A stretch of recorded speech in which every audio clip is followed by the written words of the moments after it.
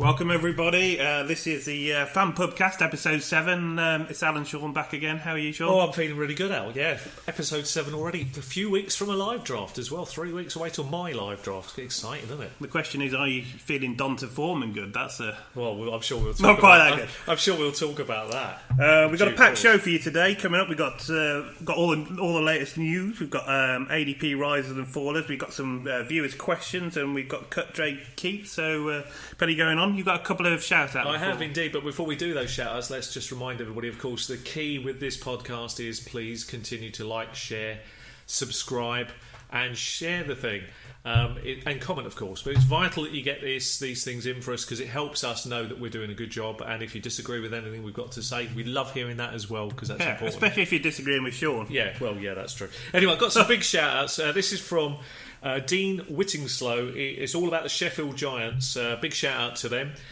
These teams I'm mentioning today are, there might be contact or flag American football, but it just goes to show we've got a massive list. I did a Facebook shout out.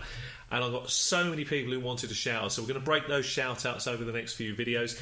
And that was the first one. The next team I'm going to mention is the Grangemouth Broncos. And that was the big shout-out comes from Billy Corner, who's asked for them to be talked about. And again, that looks like a really interesting team. And remember, guys and girls, with your teams, let us know if there's something particular you want us to shout out about them. So if you're playing someone or you want us to let people know in your area, please let us know that. And the final shout out for this year, and also I must admit, I forgot to mention this, the Grangemouth Broncos have been 4 years they've been running. They've been in the quarterfinals and nationals 3 years running, which is pretty good accomplishment. And here's another team with a great track record, the Rugby Broncos, not far from us, Raccoons, I do apologise, who play American football and won everything in their first year, flag American football. And this was mentioned by Dave Underwood, so that's absolutely phenomenal, isn't it? For American viewers, we're coming for you. Look at the growth in Britain. And there's so many teams wanting to shout. And do you know what? That really speaks volumes about the grassroots over here in the UK and how the game is actually taking off. It's amazing, really. It shows how enjoyable the game is. It's great amazing to see it happening in this country. Absolutely brilliant. All right, let's without further ado, let's get into it. Biggest news of the week. It emerged this week that Johnny Manziel has spoken to a couple of NFL teams about a return. He spoke to the Saints and the Cowboys. He's a good athlete. I mean, he's proved even in minor league baseball, the guy can certainly pitch and he can hit the ball and he can do things. I mean, all these athletes are top pedigree athletes, but I think we saw enough of his NFL pedigree to realise that at best he could be a journeyman quarterback. He could still be that. Oh, there's plenty of those in the league. And there's lots of those who've made a living out of it. So Johnny Manziel could be such a kid. He could be such a guy. It's possible. I mean, I think the key point, hopefully, is he's trying to turn his life around. He's realised that, he's made mistakes. We all know that. Yeah. He's made multiple mistakes. But, maybe his head's in the right way and maybe he can move forward. There's always... who knows? The Americans always love giving people a second chance. I'm sure that someone will everyone loves that. I mean, we all do, don't we? It's a big thing. In the UK, we call it underdogs, where people aren't expected to do well. In America, they like to give people a second chance. The same thing, really. But I think he will have a chance somewhere along the line. Some team will need a second or a third string QB, and stranger things have happened. You quickly find yourself in a backup role. I mean, I did. So anything could happen in football. So, I think there's an opportunity there. But, fantasy-wise, not really much to talk about for Johnny, I'm afraid. Okay, the report's coming out that former GM Scott McLaughlin actually wanted to sign an extension for Kirk Cousins, but the Redskins had an internal disagreement regarding him with the front office, not agreeing with the talent that the GM saw. Well, what this tells you is that the office are wrong. The office have got this massively wrong. This is a QB. We all know how vital a franchise QB is to any organisation. We know, don't we? We were talking about this offline now. I mean, if next year, and we suspect this is going to be the case, that he's going to hit the open market. I think we talked about this last week, actually. I think we talked about it off air as well, about how many teams would really be interested in this. So many teams will come in for him. I mean, the best that they can offer next year, Washington, is if they try to franchise tag him for one more year, and it's not a simple thing to do, they have to pay him $38 million for that season. So it's not simple to do this. There are rules in his favour as well where he doesn't have to accept a third franchise tag. So they could come in with a conditional offer which he can or disagree with. And the truth is, he will not accept a conditional offer, so he will end up hitting the free agency market. And if Carr can get 25 million as a floor, that's the new floor, as we spoke about this before, then Kirk Cousins will demand a hell of a premium, because there'll be a lot of teams that will no shortage of takers for him. No shortage of takers, and there'll be a bidding war frenzy on a player like that, because we all knew, me and you both agreed 2 years ago, they needed to get the deal done, Washington, and they failed to do that. Now they're in a lot of trouble with this. Well, this has clearly come out because, the front office, Snyder and Allen, obviously didn't agree with it. And, and it's become a sticking point. And it's almost become embarrassing. It's an on-running saga. It's not good. How good do you think the Redskins will be without Kirk Cousins? It would be a non-factor. From a fantasy perspective, you're immediately downgrading all the players by quite a considerable margin and just looking to see who actually gets brought in, if anybody does. We all know how difficult it is to get a franchise QB. Look at teams that have tried to do it through the way, draft free agency. You think of someone like how Denver would love someone like him or maybe if this is the last year of Pittsburgh with Big Ben. I mean, you come in with a big offer if you're Pittsburgh with this. Or Drew Brees if he's coming to the end. I mean, there's as you say, this is a buyer's market, and there just happens to be a shortage of great QBs, and there'll be a lot of teams. And he's certainly seen one of them, doesn't he? I've rated him since 2 years ago when it wasn't a fashionable thing to say. I believe in him. It wasn't a fashionable thing. A year after, it was a very fashionable thing. Now, 2 years on, we all know the guy can do it. There's no doubting his ability, and this for him is padding the stats this year. He can just go out and enjoy it, and see what comes next year. I mean, as a Dallas fan, seeing a Redskins quarterback, in these sort of trouble and possibly leaving, must be great. He's absolutely gutted. Yeah. I can tell you. I love it. Okay, I can see your cull up about it. You may need to take a minute off air if you need to, just to wipe those tears. Is that laughter? I don't know. Mixon is off the charts talent-wise, according to Marvin Lewis. Now, we had a bit of a discussion on this. Yeah. What this meant offline. Yeah. We both have differing views. We do, yeah. And we both use it as to half make our point. Because he said already talking him up, his talent off the charts. I've already said that anyway. I agree with that. I agree with that, but this is a bit that, like I said to you, that I think is very important when you're talking about Mixon this by year. all means, read that what out. Marvin Lewis said is also, I keep reminding everyone he's 20. Let him develop and continue to grow, improve, grow as we grow. So he's basically saying, that to me says, we're not going to throw him in straight away. We're going to continue to let him. I totally understand the point of view about how Marvin Lewis has not been a coach who will generally throw rookies in. I get that. Although he has with Hill and I do get and generally he doesn't do that. But I do think he's facing a tremendous amount of heat this season. Oh, he'll get pressure. I think this Cincinnati team are facing a lot of pressure this year because they are a good team, stacked with good players, both offensively and some defensive players. So you could definitely put some fingers on and say that's a good team. And now this guy comes to you. You've taken a chance on him. We all know the checkered history he has. Obviously, he's got his opportunity, which is great. Because I think the talent deserves that opportunity. And I believe very quickly from the get-go, as soon as training camp starts, I think you're going to see a change in the guard. I'm absolutely convinced of it. I think he'll come, but not till later. I think Jeremy Hill will become a non-factor very, very quickly once this all breaks out in the open. What, the dynamic Jeremy Hill? Afraid so, yeah. Okay. Your love affair of the Jeremy Hill. Well, we'll see how it pans out. We'll see how it pans out, which is going to be interesting. I'm not saying it won't happen. I'm just a bit more guarded about it. Because if you take some leagues draft before pre-season by one being an example of that, and Dynasty, of course, you're taking shots at players long before they develop.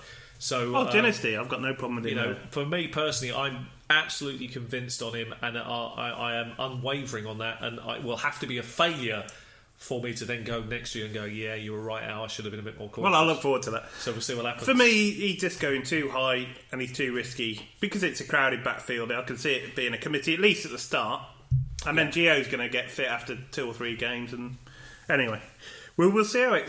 What do you guys think? I'd love to see what people think. I'm definitely interested. Are you all in on Mixon? So you're not. I'm more convinced. I'm a bit guarded. Yeah. I mean, if he fell to me a bit later, I'm all chips all in on this guy. I believe he's an RB1 for next year. I'd be all in on him. But presuming it goes how we think. I believe he's an RB1. It's just a question of when you pull the trigger on a player like this, and I think they've got to. And I think Marvin Lewis will feel the heat. He's going to have to open. He's going to have to be a bit more. But he's already less saying, guarded. And don't rush him. He's 20. He's telling you. He's saying, saying, Sean, look, you're wrong. He's 20. Look. Well, I'll give you another stat on that. He's 20. Marvin Lewis, most running backs, as you know, you're a head coach, only lasts 3 or 4 years. You ain't got time to wait till he's 22 or 23. You got to unleash him now. Yeah, have you got Super Jeremy Hill?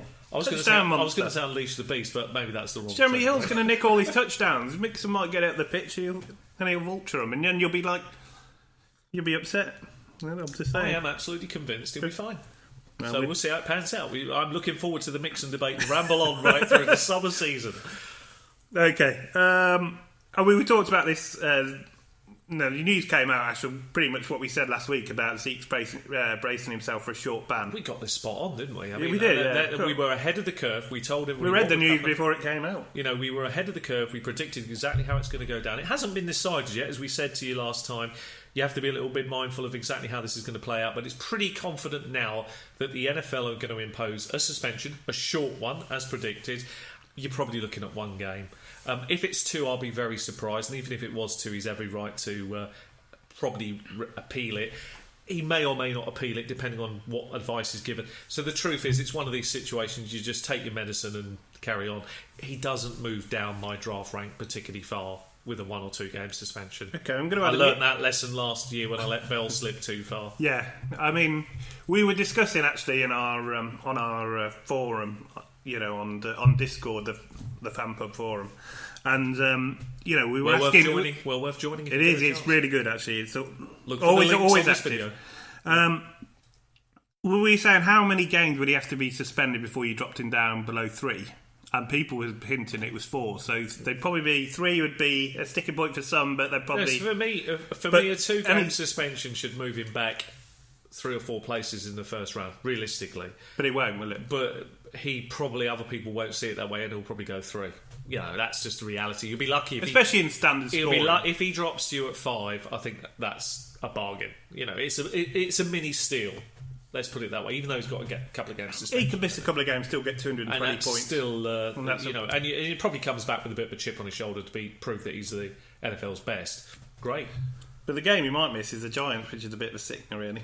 Yeah, it is, but that's the way it is. So we've got to rely on Darren McFadden. Well, he did, it's trusted. It's the classic tried and true kind of journeyman running back who does enough to be okay. I'm sure he'll carry the load behind that line quite easily. As you said yourself, you could do it. Well, I think I've struggled to run for 100 yards. I'm hobbling at the moment. Without people to beat, to be honest. I'm literally limping, and that's a true story, isn't it? So, yeah, okay, well, that's good. What's next? Okay, well, this is our new section, which is called Idiot of the Week. Oh, but, dear. We can't call it Idiot. No, well, no, some other idiots. Okay. This is there's 3 of them. There's 3 of them this week. There's always more than one, is there? The big news: Dante Foreman arrested on weapon and marijuana charges. Now, the agents come out and said it wasn't his marijuana. He did have a weapon, but he's got a permit for it. It's in his name. Yeah, he let it known to the police. As you know, I've done a lot. I'm good at these things. I've done a lot of research on this, and it does look like he has a very strong case. However, I'm going to just put the cautionary tale on this. I think what you'll find will happen is that he will be exonerated of all actual charges. They're misdemeanor crimes anyway. He's exonerated of all of them. He wasn't involved with the drug taking. He's already put in the fact he will do a urine sample test to prove that he hasn't been involved. Well, that's the key, isn't it? I mean, if he's telling the truth, then that's clear. And then those will be dropped, and that will be fine. Nothing more will happen. The league will take no action.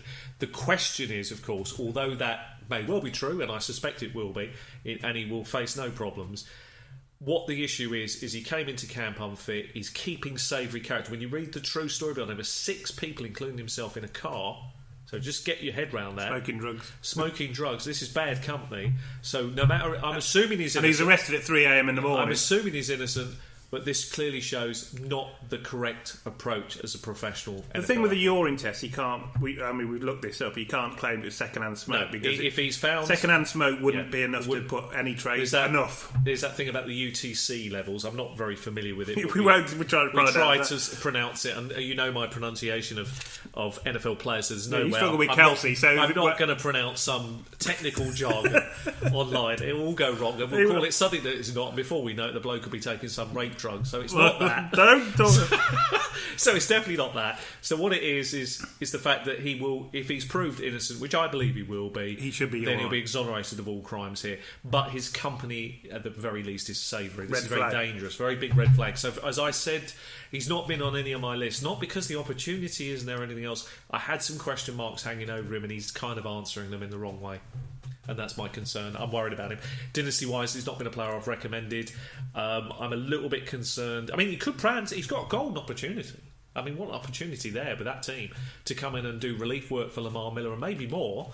But it's looking less and less likely that's going to happen this season. In fact, I'm a little bit concerned he doesn't even make the team if this continues on. Oh, you make the team, I think, as long as he's one more major problem hanging over him. Maybe it's maybe it's a wake-up call he needs. Let's hope so. Hope so. We'll see how that pans out. He definitely was a bit of an idiot of the week, no doubt about that. Who else have you got on your wonderful list? Well, there's a Ram on there. Oh, God. Mike Thomas, banned for the first 4 games. Yeah, I did see that. I'm sure when you do your ADP list, we'll see a lot of Rams wide receivers climbing. I mean, this is a guy who's going to struggle to make the roster anyway, probably. Yeah, very much so, yeah. He was on the cusp of it even before the training camps really opened, to be honest. 4-game ban. Also, Michael Floyd, no big shock. He's got a 4-game ban. Yeah. He come out with all sorts of excuses why he tested positive. Yeah. And the Vikings come out and said actually he will be sacked if he's found to be lying. And he will be found lying. Which is pretty strong words. But he will be found lying, and that'll be the end of it because his track record isn't strong enough to hold up, unfortunately. Well, no, I mean, they can't prove otherwise, so for now... we'll leave it there then. But it doesn't look good for him, does it? Right, just after the news section, a lot of you have probably listened to me and Sean talk about fantasy football like we do. We're really passionate about it. But if you want to come and meet us and take us on in a league... Oh, absolutely. We've got an in-person draft taking place in Southampton in the UK, so in the south of England. And this is the original league that got us both... Where we all met, yeah. There's a couple of spaces, isn't there? It's absolutely great. I mean, if you've done drafting before online, I mean, drafting in person is totally different. It's like Christmas Day. You get to meet like-minded people. It's a great laugh. Everybody's very friendly. You can trash talk them live as they're picking players. Yeah, everybody's very friendly in terms of they all get on really well. It's a good day out, isn't it? And I think the one thing I would definitely say is I've made a lot of friends for life from this. Without a shadow of a doubt. What's okay about them? What about me?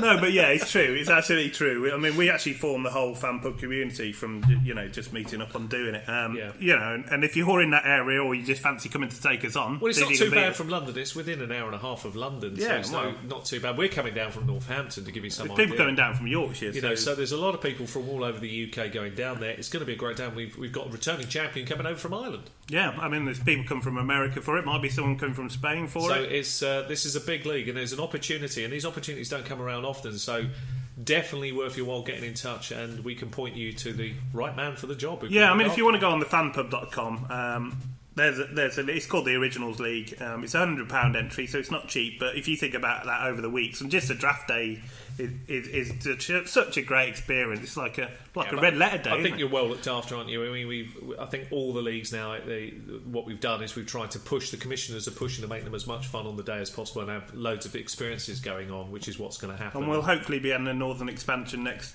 year. We've got one in the Midlands already. That league's full. Yeah. There's some spaces in the Southern one, and we hope for a Northern expansion next year. I think so, and that'll be really exciting because to get 3 live leagues off across the UK will hopefully mean that it will just great, isn't it? It's great. I can't. I'm smiling just thinking. There's not enough room to get in all these leagues. I'm at almost the point where I can't join anymore. So it's exciting. So if you want in on that, definitely worth pursuing it. And if in doubt, we'll point you in the right direction. But as Al said, on these videos are all the links you need, and I'm sure you can find your way in there, and we'll help you.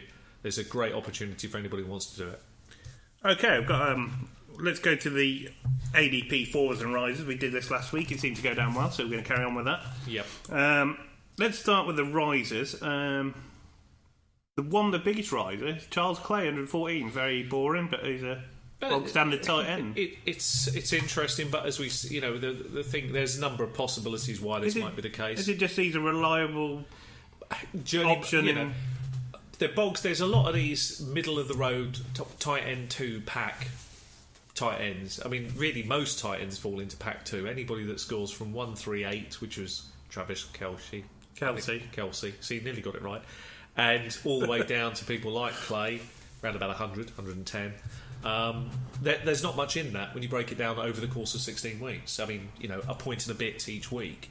So there's nothing in it. Yeah, I mean, if you're someone who drafts a tight end late, you can take you could take him very late, and that's an amazing climb, really. Actually, for any tight end, that's quite an amazing climb. But there's no need to reach for any tight end in that pack level 2. There really isn't. I just think you can sit on them and wait. I mean, even if you're talking about the Greg Olsons of this world, and even Delaney Walker, although I think Delaney Walker now he was one of my favourite sleeper tight ends a couple of years back because people sort of didn't realise the way Tennessee were going, and he was one of those guys who was a trusted hand.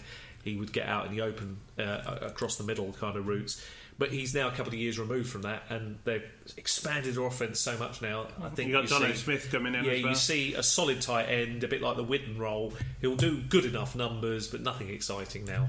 None of them do really, apart from Gronk if he's fit, do they? Really? Yeah, and that's a big question as well, isn't it? Fitness levels. But we'll as I say, we'll talk about Gronk in another video. Okay, the second guy on the list is Brian Hoyer, who's actually one of our sleeper quarterbacks. You like him a lot, and you rightly so highlighted some fantastic stats on him. I mean, he hit that 300-yard metrics. Was it 5 times? I think you highlighted this. Yeah, he had more QB 1 week last year than Eli Manning, even though he played. And it's quite an exciting team. I mean, the one thing I will he say, played for like a month or so. Yeah, I mean, the one thing I will say about his situation is he's got an opportunity as a journeyman to establish himself this year, and maybe they like what they see, and maybe he takes them all over. It's a Kyle Shanahan offense. I mean, there's a lot to like. History about tells you that they're high scoring, so yeah. There's a lot to like about it, and he's certainly a very good journeyman. He's one of those guys that reminds me a little bit of like Case Keenum, who I liked a lot actually for the Rams, who's now gone on and is backing up in Minnesota, isn't he? Old Case Keenum. I don't know if you know much about that. Yeah, well, I mean, you've got him. Yeah, I mean, not that it seems important, but he's it is not actually be a factor, because not at the moment, but obviously in the end, well, Teddy's back when throwing. Teddy comes back, potentially back throwing already. Well, we can talk about that in a minute, but potentially he could be Teddy's number 2, which I'm quite pleased about. What about Sam Bradford? He'll be moving on to another team because Washington, hopefully, other teams will need him without a shadow of a doubt. He's proved how good he is. He did a great job for Philadelphia Eagles. Let's hope he can do it for Washington. Maybe. Yeah, indeed. Oh well, you can hope. Okay, Cooper Kupp, a Ram. He's up 97 places. These lovely Ram movements, isn't it? Good, isn't it? In fact, two of them are Rams. To be fair, Al, there's been a lot of Ram movements. Yeah. I've certainly had a few in my time. Yeah, well, I think we better move on for obvious reasons. There's 2 Rams on this list, Robert Woods and Cooper Kupp. They've actually realised Rams have got an offence, people. It's something I hadn't worked out last year watching them, to be fair. The movement is lovely. It's lovely to see. It's very flattering and everything else. It's great to see that with the Rams wide receivers moving up the charts. But that's really only because people have realised that there are number 1 and number 2 wide receivers sitting out there deep on the depth charts. They've got to move up. So you'll get an opportunity. They get an opportunity to put some points up. And let's be honest, it can't get any worse. It can't get worse than it was last year. I think that's about as shallow and bad as it gets. And we have got a coach. It's not like we're dealing with another year of Fisher. We've got a coach that I don't think is going to tolerate mediocrity in any form. He's not going to have much choice to be. Well, I think you'll find this is a guy who is quite ruthless in the way he looks at things. He's polite, but he's ruthless, and he'll deal with that team as required. He'll get the best out of them, I think. And we'll definitely be better to play. It'll be a tougher opponent to play against. Not expecting a lot year 1 with McVay. I've got high hopes for year 2. Another guy actually he's a big climber is Robbie Anderson. He's in a similar situation. He's going to get. Yeah, although somebody said he isn't a lot for I think he probably is a lot for the Jets, isn't he? I think he can make. I think he could. For starting, with a Newmoir. Yeah, I think it's going to be difficult, but there's a golden opportunity here for him. If he can get into the team in any form, make the 53-man roster. Oh, he'll get in the team, I think. There's no reason why he wouldn't get a shot at some decent workload. Because, well, the guy behind him is going to be a Darius Stewart, who's like the rookie, isn't he? Yeah, I don't see why this guy can't get a decent workload. I think there's an opportunity for him, and at the end of the day, he could be fantasy relevant this season. Remember, we're taking Marshall and Decker out of this team. Yeah. And Fitzmagic, so... Well, that will help. I know full well the dangers of Fitzmagic. I like to bring up Fitzmagic. Yeah, lovely to say. Thank you for bringing it back up. That's another movement I want to get rid of. It's like a legendary fantasy moment for Sean. He was playing a fantasy, and every time he got ahead, Fitzmagic threw an interception. It was a bad year for turnovers. I don't think anybody in fantasy knows a team that ever put up. If you've put up a team that had more than 40 turnovers in a year in a fantasy season, please let me know. And that wasn't all through interceptions. Although in that game, he gave me 6 of my 9 that my team had lost, which is quite shocking. Good times. Yeah, I'm sure they were. Okay, well, let's talk about some of the fallers. We got OJ Howard. He's a big faller at 55. Yeah, well, again, rookie tight ends, the metrics is out on those. He's like Mixon, OJ Howard. He's split an opinion. Some people are saying OJ Howard is a superior talent. He'll take over. I'm sure people are saying, no, hang on. Cameron Brate's still the number one. I see it this way. I mean, I can't put a paper between all the rookie tight ends that have come in. I think there's a number, there's about 3 or 4 that I really like. This is a rookie strong tight end. Yeah, it's a really good class. Really we might be looking back in 3 or 4 years, looking at some great ones here. For year one, though, I'm a bit more sceptical. I don't hold out much hope for any of them. I mean, 500 yards and 5 touchdowns is just bottom of the pack kind of stuff. And that's really all you should ever hope for with them. I'm not expecting much more from him. But long term, dynasty wise, absolutely. I think there's some real things to look forward to with all these tight ends who've had good fits. I tell you, we've got 2 tight ends, and McVay uses them a lot. The Rams, they have got some good ones. He deliberately wanted a particular one out of that draft, that was your first pick in the draft. Yeah, but very clever. He's really a wide receiver in a tight end's body, really, isn't he? I mean, that's the reality of the guy. He's got all the metrics to be a wide receiver. So. Which is weird because you haven't got a wide receiver in a wide receiver body. We don't. Yeah, that's true. In fact, we've just got 2 circus acrobats at wide receiver. You got the guy from the midget fighting league, and who we have. Yeah, he's very good at that. Midget fighting league. Okay, we'll move on. We're going to get banned for that. God, terrible. Oh well. Cam Newton down 24 places to 82. Is this to do with his, the injuries he's had? Yeah, I mean, fantasy enthusiasts, when you get burnt, we're all the same, aren't we? When you've had a bad year from a quarterback, you're expecting big. He was on our do not draft list last year. Yeah, we were very hard. We were very clear on what we thought would happen. I mean, we had a feeling that he would come off, the wheels would come off the wagon, and that's why he was on our. But he was actually dominant the year before. I know, so it's really hard not to. Well, a lot of people think that way, but we had an inkling something wasn't right with the team. I mean, we thought about it in terms of Kelvin Benjamin being an issue, and then other factors coming into play. It all worked the way we thought it would go. Devin Funchess hasn't really stepped up yet. We were right, and then what happens, of course, is that he got really badly banged up as well last year, and the whole thing fell apart, which is exactly how we thought it would go down. And Luke getting this year's getting injured. This year is a bit better for him, but his numbers have to fall because there's a lot of a lot of fantasy enthusiasts, to be fair, and rightly so, are going to wait on a QB. I mean, that is standard common sense. I mean, I say this all the time. I might as well get it in again.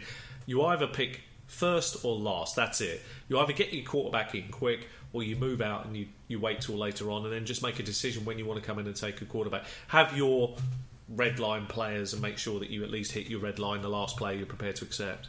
And then go select Brian Hoyer at the end. He's free. Well, there's no, it sounds crazy, but actually it does sound crazy. No, it's not bad if you've got 2 of them. There's worse things you could do. 2 Brian Hoyers? Well, Brian Hoyer and maybe a Dalton, or Brian Hoyer and Eli Manning. It's not all bad. There's quite a lot of depth down there. Quite like Dalton as well. Yeah, so it's all good. I mean, there's a lot to like with the quarterbacks. I mean, sure, you don't have an elite Aaron Rodgers or a Luck or somebody like that, or a Brady, or Breeze, but you have got you can make it up, and there are ways to do that. Do you know we've talked about consistency rankings. Most consistent quarterback was Andy Dalton. He scored anywhere between 13 and I think it was 22 or 23 points every week. Yeah, and that's without fail. He was so consistent, and you got nothing exciting. Yeah, but he was consistent. The consistency's great, but actually, when it comes to the quarterback position, I want a little bit more high-end production. I've got to be honest. I like my quarterbacks to generally hit me more higher numbers. That's a personal thing. What you're looking for as a reference guide is a quarterback you want 20 points in the standard league. Is your 18 to 20 points. But you're not going to get it down there, are you? What's that? Sorry. Well, you're not going to get 20 points if you're leaving it till. If you're leaving it till late, you want. If you're leaving it till late, you want 15 plus, and that's what makes. Well, he's 13 bottom. And that's what makes Andy Dalton a good late round pick because you've just highlighted the consistency. Yeah. You don't want a quarterback that's only giving you 10 or 12. That'd be a disaster for a standard league. It would. There's plenty of them. And I've had one that was giving me -6. Oh, good times. Latavius Murray, he's down 23. He's now ADP 120. Makes some great value down there, doesn't it? I think that's because of the news. He said he thought he was back up to Dalvin Cook, which is a bit of an odd thing for an established professional to say. I think he's realised there's a change into the guard, but I don't think it's immediate. I mean, I think like you've said about like you say about the Mixon situation, probably applies here with Minnesota. I mean. Well, I'm not sure it does though because I don't think they're going to use. With Mixon, Hill was established. With Dalvin Cook, Murray's new to the team. He's had ankle surgery. Yeah. So it's a slightly different... Do you think they're going to just put the load on Cook straight out the gate? Because I don't think they can do that. No, I think you'll find with Dalvin Cook that Murray's going to nick a lot of the goal. And you're going to be frustrated by that again. That's my kind of my conclusion. Clearly he's a more dynamic back. I think he will, dynasty-wise, he builds into a really great role within a year or so. And I think, I said to you before, I think he's very excited when Teddy Bridgewater comes back. Do you think Minnesota running backs put up good numbers? They can do. I mean, look at Peterson. Yeah, I know, but I mean, with Bradford at the... I'm not really sure of it this season, but I still have Dalvin Cook as he is one of my players I like. Or is Derek McKinnon just a freak, freak athlete that can't play? A supplemental. He can't. He can't. But we should talk quickly about Teddy Bridgewater. Now we're on Minnesota, and that's just to say, as you said, he's throwing again. Now that's a really great sign. Great news, isn't it? We have to caution this again. I think everyone could. Just be careful here. This is not that he's coming back. This I think everyone knows that if your knee falls off, it's not good news. This is a rebuilding process. So I'd love him to come back. He will come back. I'm convinced he'll be back 2018. He will need this season to do it, but he will be back. And in a knee brace. No, he will be back. I'm convinced he will come back. You think? Yeah. Okay, well, we'll see. He will be back in 2018, and he will be back to play. Talking to someone who's going to miss 3 games, is there a recurring theme? Kenneth Dixon down 20 to 1-2-3. I think he's great value down there. I mean, he's got 4 game suspension. I like the situation. I like. He's a player. He intrigues me. Yeah, you don't get him for 4 weeks. He's kind of a great target if you've got a 0 RB strategy. He's a good one to grab late. Yep, you're going to have to sit on him. But there's some value there. That's the backfield that is muddy. There's a lot of risk. But when you're talking about that depth, it's all risk. So sometimes you've got to take the blinkers off and just go for the high end. There's a lot of production in that game. You highlighted it really well before when you said about how good they are at the short yardage kind of stuff there in Baltimore and how really red zone friendly the whole thing was. I kind of think there's a player that's a potential 3 down back, and they've needed one for a long time. But will he ever get his chance? 4 game suspension is a risky player. I mean, you've got Terrence West. I mean, he's very average, but he always seems to get the goal line, doesn't he? He always seems to get those touchdowns. But I don't mind at 1-2-3. I'd take a punch shot at him to do well, Dixon, and see what happens. Yeah, down there at least. I don't mind. He's coming better value. That's the very good value. Good news if you like him. Yeah, it's worth a shot down there because they are all players of risk down there, and maybe the upside is really good with the right team set up. The last thing you want is a spare part. He's your 5th running back. You don't need that. You need him to be sort of your 4th or. Not really your 3rd, but probably your 4th that you're taking a shot at, and there'll be somebody else later on if it's a deep league. If it's not, you've probably got more talented players around. If it's a 10-team or 12-team league, that you can find a lot more better players than that. And the last guy falling, down 14 places to 107 ADP now, Theo Riddick. This is in standard we're talking. He's probably more valuable in PPR, but very valuable in PPR. But this is the return of your old favourite. Amir Abdullah, yeah, fear the Mir, yeah. Fear Amir, yeah. A lot of people like Amir Abdullah for this year. We really, he's not particularly high on any of our list. We haven't talked about. Well, you've drafted him before. Will it put you off drafting him again? Yeah, it has a lot, but that's because the injuries are the biggest telling point. I saw that there is a flash of brilliance from this guy. You can see what Arizona originally saw when they were going to draft him, a bit ahead of David Johnson. You can see that there is a reality. Dodged a bullet there. There is a reality. They did dodge a bullet, yeah. Well, not. I mean, it's harsh to say, but getting David Johnson was. David Johnson turned out to be, pretty decent, a pretty damn decent player actually, as it's panned out. But there is something about him where if he could stay healthy, there's a lot of work in Detroit. It might pan out really good for Amir.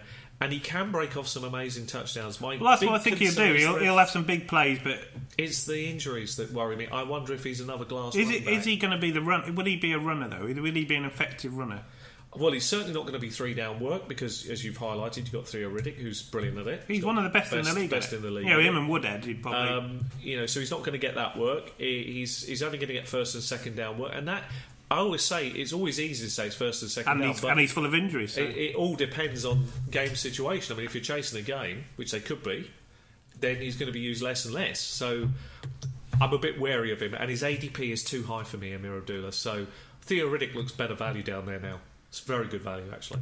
To be honest. So who would you rather take then? Would you rather take Amir Abdullah or Theo Riddick at their current ADP? I take Theo Riddick in their ADP because I believe Amir Abdullah goes down and gives them Theo Riddick more chances to shine actually. He may even get more between the tackles running. And as well. I'd class you as a mere fan, so that's quite damning, isn't it? I won't. He's not on any list this year, and there's a big reason he's going to have to come in and prove it. And I'm not buying into him at this year. And he may go off and have a great year, but I'm not taking a risk. That's too high an ADP for me. That's inside those first 4 key rounds. And I keep saying this year, those first 4 key rounds of players, particularly round 1 and 2, you want them to lock. 3 and 4 are your next best chances, you want them to lock, and I can't put in a Well, they're the foundations for your team, really, aren't really they? important ones, because you ultimately want 6 players to lock in that you can say every week, these are my guys. And then, sure, you'll have injuries and things happen, but if you've got 6 that can lock, you're a playoff team. And Amir Abdullah, I'd always be worried that he's just 1 game away from that next big injury. I mean, it can happen to anybody, of course it can, but the record is showing he hasn't stayed healthy enough. It reminds me so much... Either season, really. It reminds me so much of Parker from Miami. Just glass, and that's what I've got a feeling Amir Abdullah is. Kevin White? Can't even tell if he's glass. He's never made it onto the field. It's the glass half empty. It's never been full, has it? I mean, he's never made the pitch. It's really hard to tell. It's so difficult to give him even the remotest uptick. So at least Amir Abdullah's shown flashes. It can only get better for Kevin White, can't it? It can. It can definitely only get better. He maybe makes it onto the field. Okay, let's move on to the mailbag. Yep. We've got a question. This is from Sniper. He asks you... He's been very good at sending he's good. He's very good. Big shout out to Sniper. Yeah. Thanks for the questions, buddy. It's really good. We really appreciate it. What is Jeremy Macklin's value this year? How do you see? I think there is value there because it's again it's the crowded kind of Baltimore have got crowded everything. ADP's 105, haven't they? They've got everything is crowded about that team. Baltimore this year, isn't it? That's one word for it. Everything is crowded. A lot of people are divided on Macklin and Mike Wallace of the team of who's going to actually break out. I mean, let's be honest, both of them are going to be used in 2 wide receiver sets. They're both good old pros, aren't they? Yeah, both are going to be used. I think Macklin can do what he did last year. Here's the thing. He's wide receiver 42, ADP 105. Macklin can get 800 to 1,000 yards. I think that's realistic, and probably somewhere in between 6 to 8 touchdowns. And you have to be the judge of whether you think that's exciting enough for your team. Yeah. And I think it is ADP. It's just like any player. You give them a value. Well, ADP gives them a value. I mean, if you think they'll exceed that value, then they're on your list. That's no different than the ADP value I give for Mike Wallace. However, if we compare up Macklin's ADP and Mike Wallace, if you compare them up, if you wouldn't mind having a look at both for us, Al, just for curiosity. Well, tell us. So is 105. Macklin 105. He won't be far off that.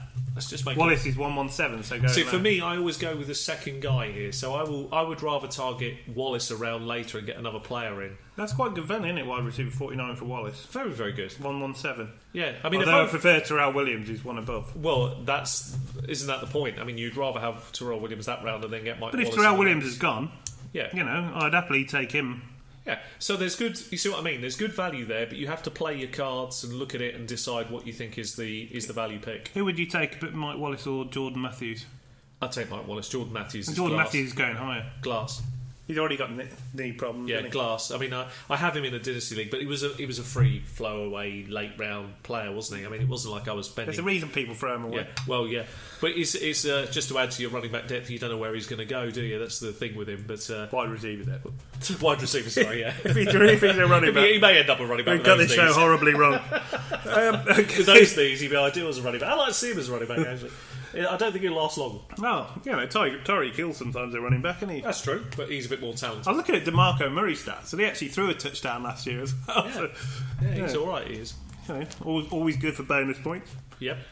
Okay, this is a question from Chris Jennings. He says, this year's rookie draft was ultra deep. Do you think this makes this season a prime reason to adopt a zero RB strategy? Or do you remain ultra cautious when relying on rookies because very few turn out to be Ezekiel Elliott to this world? That's a great question, Chris. And which rookie, so it's part B of it, is which rookie would be your first choice in the draft? Okay, and would you reach to get him? Okay, so remind me the second part in a minute because we're going to come back to that. I'm going to start off with the zero RB. Zero RB, there's a lot of controversy over it because last year was the resurgence of running backs.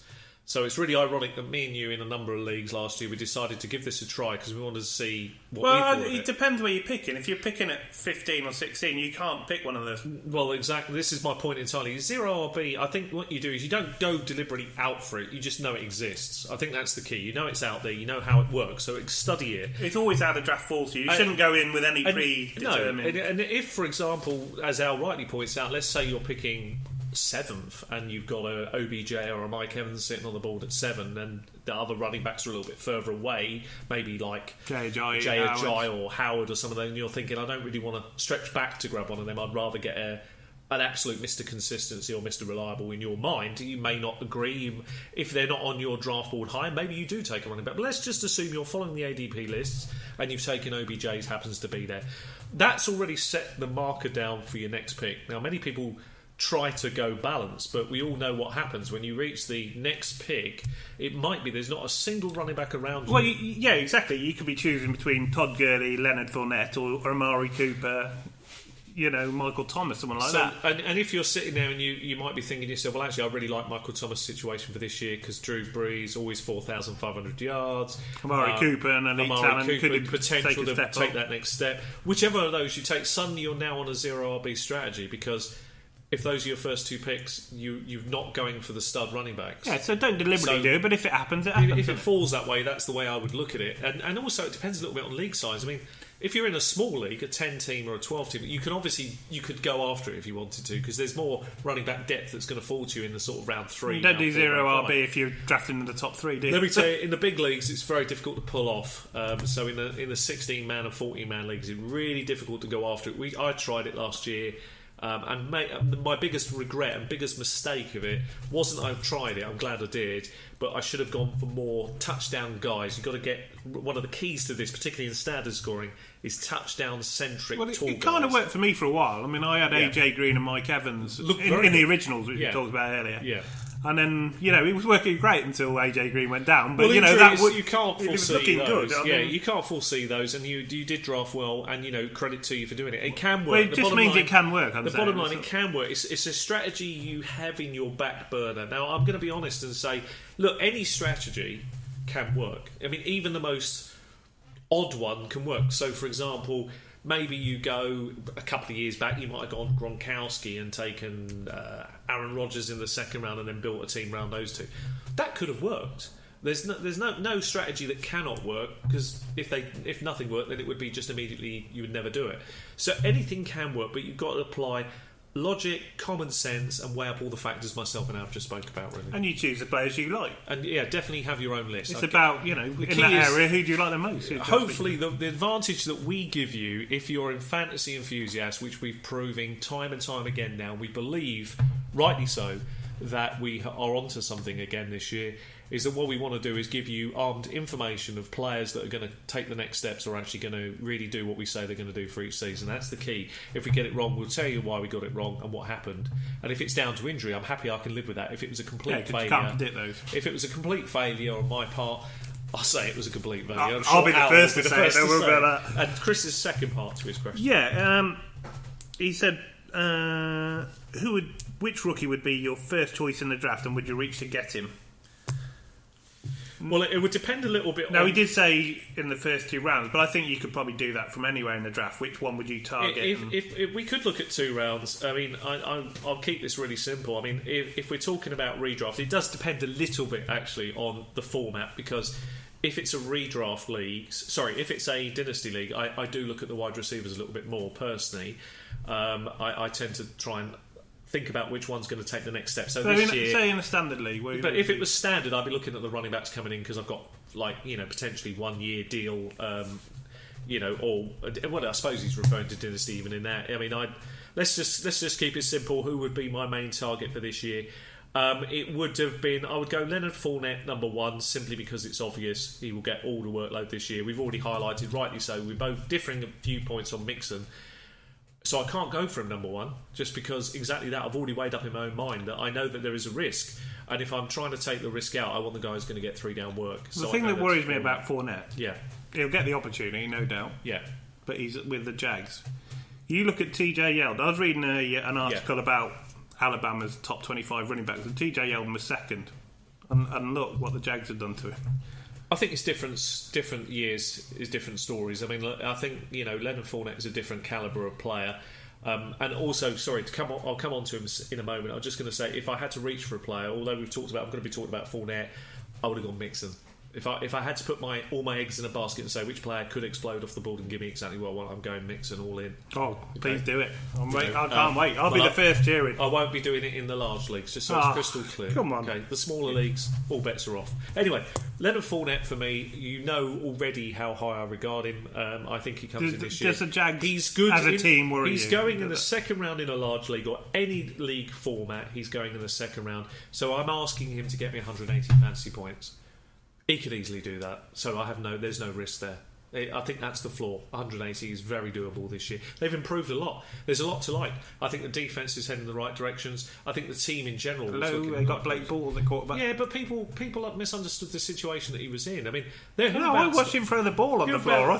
He'll bounce back this year with Allen Robinson a lot better than they did last year. I think what you see is a bit more balance to the team, and overall, this will all help. So I think Fournette's pretty safe. That's 180. I think they're loading the box. They're going beat us with Bortles. We'll see how it pans out. There's a lot to like about that team, and there may be some very good short yardage situations for them. So let's see. There's some good times ahead, I think. So Fournette's the easy pick, but the risky, more reach pick, I'd go Mixon if I was in a certain type of league. I'm looking forward to you doing that. Thank you. We'll see. Okay, let's move on to cut, trade, keep. Yep. You've got this week's selection from wide receivers: Keenan Allen, okay, yeah, Crabtree, right, and Tate. Cut, trade, keep. I'm going to trade on Keenan Allen's name because everybody seems to still love Keenan Allen, so I'm going to obviously trade on his name. I think everyone loves him. Well, a lot of people like him, so let's put it that way. A lot of people like Keenan Allen still and willing to give him chances, so I'll trade on him. I'll absolutely cut to the floor as quick as possible to Golden Tate, get rid of him. I know some people like him, I'm just not a fan. And Crabtree I'll keep in my team because I think he is solid enough behind Amari Cooper no matter what he does. I think we've seen the ceiling and the floor are pretty close together for him. They finished within a point of each other in standard last year. 11, and I think the wide receiver 11 and 12. I think it will grow massively this year with Amari Cooper taking a big step forward because it's due to come. I mean, just the too talented. He got injured a bit last year. Yeah, too talented. There was a few touchdowns called back and a few drops in the end zone. And Carr missed a few games. It could have been a swing of 24, 30 fantasy points. We would have been talking about Amari Cooper being a definitive round one pick. So I know that the talent's there. It's just a matter of the consistency for him. I mean, the fact that Crabtree, did so well probably took a few of the points away because he was such a good. Yeah, he was very good. So I'll keep him in my team. He's steady. He's very consistent. And you know what they got this year, don't you? Go for it. Cordarrelle Patterson. Yeah, CPAC. Yeah, he could be all right. He can do stuff. Yeah, he can do stuff. Okay. I'm not saying he can actually do anything in the league. But he can do stuff.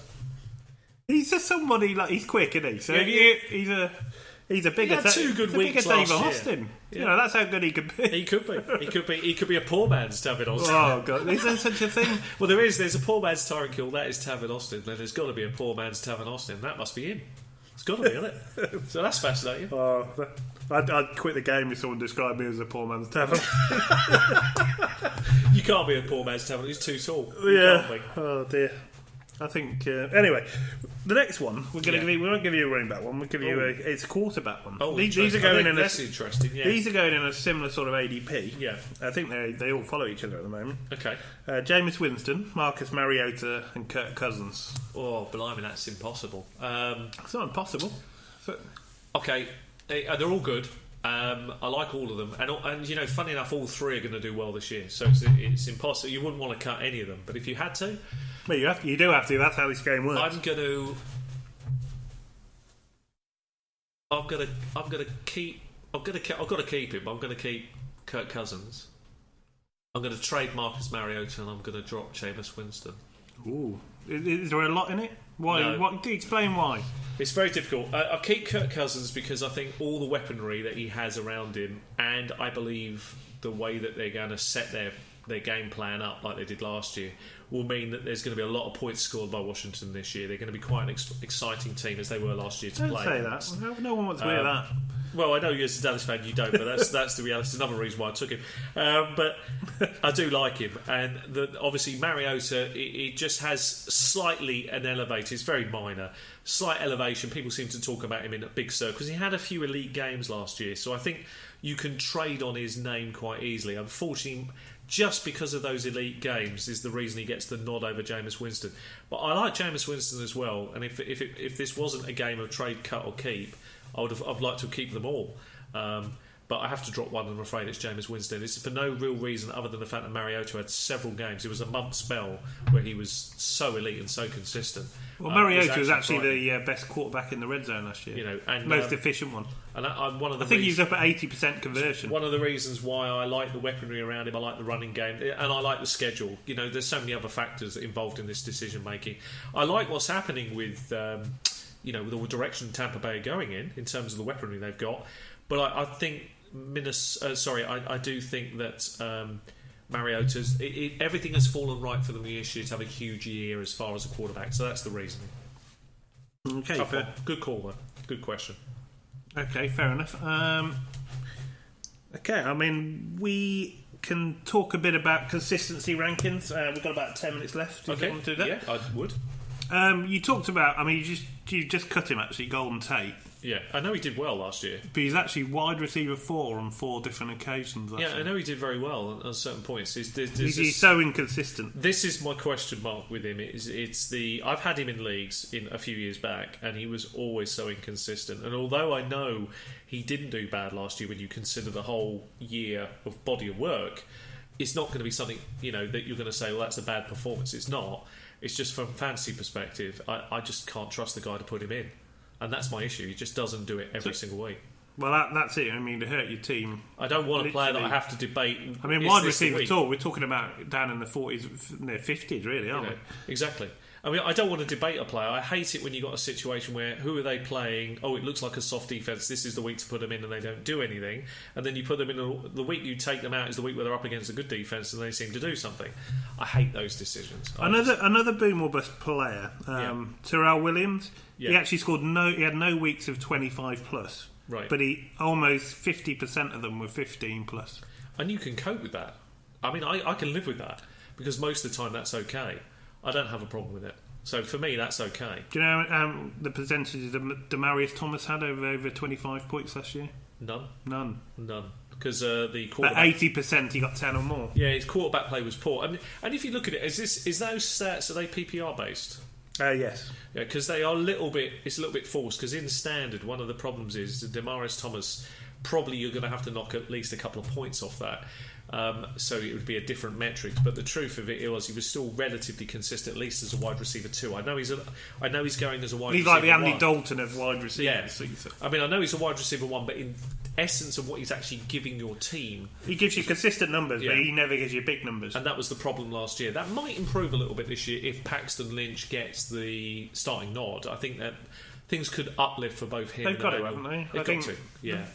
It's got to be. The rumours are, I mean, we haven't got to training camp yet, but the rumours are that that's likely. Well, I'm a big fan of Paxton Lynch. I think he can do a good job in Denver. At least it's a good situation. They've got a good defence. There's time for him. He's matured underneath the situation that existed there last year. So he's had a bit of time, and we'll see how he does once he gets the starting nod. And I think there's a good uplift for both Demaryius Thomas and Emmanuel Sanders. Yeah, I mean, Emmanuel Sanders did have at least 20% of his games were above that, so he had some big games at least. Yeah. Another player, Alshon Jeffrey, he's another one that was in the similar way. He was pretty rubbish all year, to be fair, wasn't he? 73% of his games he got 10 or more. Yeah. But only 9% he got 20 or more. This is a guy who's going so early. Yeah, both of them are going high. I mean, look where Demaryius Thomas is at the moment on his ADP, and look where Emmanuel Sanders is. I'd rather own Emmanuel Sanders. I'd rather go for the late guy if I'm going to own one of the two. Because there's not much between them. There's not much between them. They're both great wide receivers. Both are excellent. It's just they're both missing a top tier QB, and unfortunately, both are, particularly in Emmanuel Sanders, 1 year on from Demaryius Thomas. They're both in the twilights of their career, so. It's kind of 1 or 2 years more, and that's it for those guys, which is a real shame. Very difficult to continue on. Some players do, but it's harder. But we'll have to wait and see how it pans out. But I do like both of them. You know, they've got some value this year, but Emmanuel Sanders a bit more value than Demaris Thomas. He's just too high for me on ADP lists. Another one who's quite startling from last year's figures, Julio Jones, 69% only for getting 10 points or more.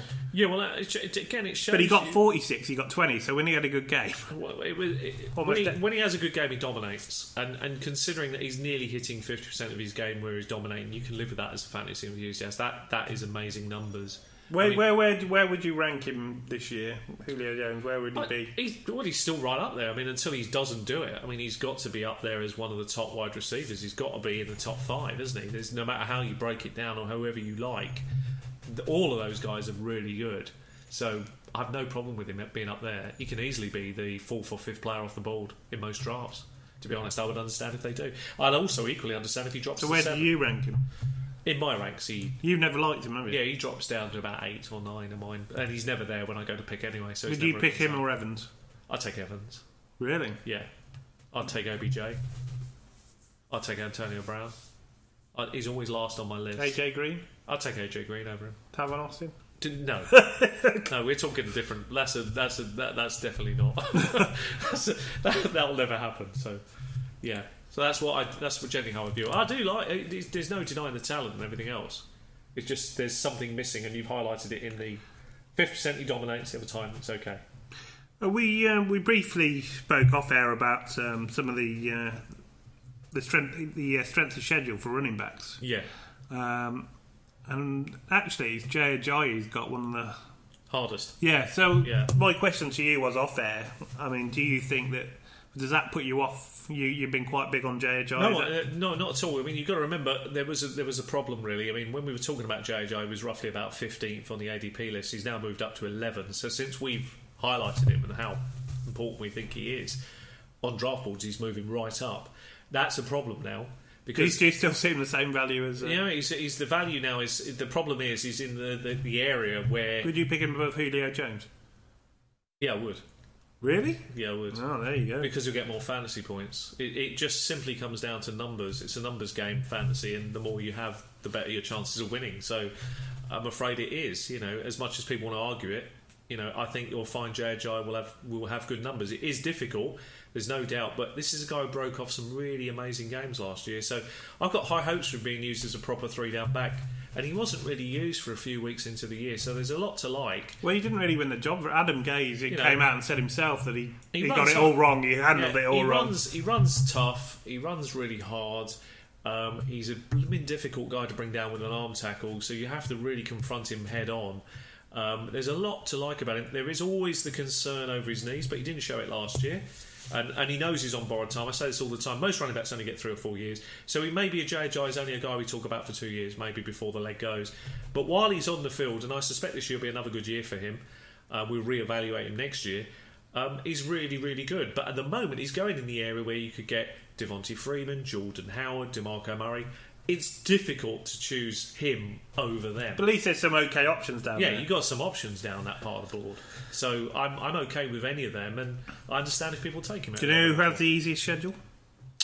This is really interesting, actually, because it could add to his value significantly. And he's somebody that's not exciting. Would it be T.Y. Montgomery? No, it's not Ty Montgomery. Got him. Terrence West. With the Baltimore... Yeah, and he's got the easiest start to the year, and there's no Kenneth Dixon for 4 games. Yeah, you could get him in. He's going to get you probably guaranteed points against soft rush defences. He could, and then you could try and trade him. He could do. There is definitely and it is Terrence West. There is some merit in that. That's what all this comes back to doing what we said about Kenneth Dixon. Really, for me, Kenneth Dixon is the superior talent in that team. Yeah, but he's not there for 4 games. No, he isn't, and anything can happen. But I think you'd want to target him later. I mean, as for Terrence West, Terrence West is going 1-3-1. He's had opportunities. If you use common sense, he's going at 1-3-1. He's got the easiest running back schedule to start. He's got no Kenneth Dixon to... But they could end up still with the running back committee, couldn't they? I mean, it could still end up with... I think they will, yeah. But they're not going to for the first 4 weeks. I'm very wary of them anyway. It's just, these are deep round flyers. But as you say, with the certainty metrics, I do like what you're saying. I mean, it's the same thing as, if you've got a certain team set up, I'd rather have 4 weeks potentially with a running back that's got an easy schedule and then worry about it after week 4 to see what happens. Well, the good news for David Johnson and Lev Bell fans, I mean, David Johnson's got the 7th easiest, Lev Bell's got the 4th easiest, and DeMarco Murray's got the 3rd easiest. Yeah, I think Tennessee's schedule looks really tasty for me anyway at running back. That's been my belief anyway. I think they look pretty good, but we all know the issues there. It's the same with... we know what will happen if you're in the redraft league. You've got to believe in one or the other. You either go with the backup there against DeMarco Murray Henry, or you take DeMarco Murray. I'm a great believer that in Dynasty you try and have both. And I'll stick with that until it's proved wrong. But it will definitely prove to be very valuable this year. I do like DeMarco Murray this year, but I think you either go one or the other. Okay, final question of the podcast. Been a good show. Rob Kelly Yeah. and the Washington Redskins are one of the easiest opening ones as well, a top 10. Yeah. Would you be a buyer Rob Kelly or is Samanje Pirine? Oh, it's got to be Samanje Pirine. Do you think he'll start though, or do you think it'll be a committee? What? I can't see them getting rid of Fat Rob completely. No, not completely. That's his own nickname, by the way, not mine. Not completely. But I think Pirine. We talked about this as being a bit like the Kansas situation. It's only a matter of time, I think, before Pirine gets opportunities, or at the very least, it becomes a running back by committee, and none of them are particularly pleasant. But I just think Pirine is a really good talent. Rob Kelly did a job last year. He did a really good job as an undrafted rookie free agent. Came in, did well. Actually, it wasn't exciting, but it was solid, and that's the problem. This is an exciting offense. Pirine adds something, and I think he could be a real interesting catalyst that really helps Kirk Cousins out. Could happen quicker than most people think, but I'm going to say mid-season is when it should all make the big change. We may see some, if he has a fantastic camp and a really good pre-season, then you may see a change in the guard really quick. Teams don't mess about when jobs are on the line, so we'll see how it pans out. But yeah, I prefer Pirine. Okay, well, if you're still listening, smash that thumbs up button. Yep. Keep subscribing. Please subscribe if you've enjoyed it. There's more to come. We've got plenty of content coming out, and thanks very much. Thanks for listening, and thanks for watching.